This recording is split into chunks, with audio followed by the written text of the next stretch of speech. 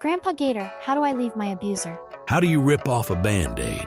How do you eat your first tadpole? You aren't asking how. You know the steps. I'll bet you perused them 100 times. You're here seeking strength. It's the ties that scare you, isn't it? Finances, mutual friends, and maybe even children. You're wondering if your life with them, as bad as it might be, is better than the one without. I know what you're feeling because I've lived it.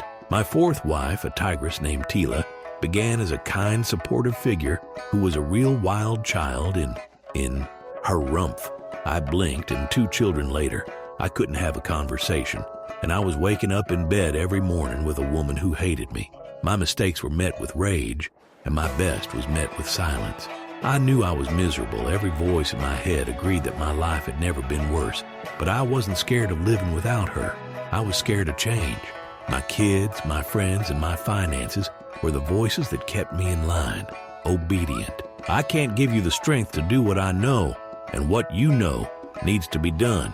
Leave them. Now, if they scare you, then that changes things. In that situation, do it with a group or don't even do it in person. Be safe, but I promise you this. If they frighten you enough that you're afraid of physical consequences to disobedience, the worst choice you can make is to stay with them. Your life is in their hands, and they will bend and twist you further when they realize that you aren't their spouse, you're their slave. Any more questions?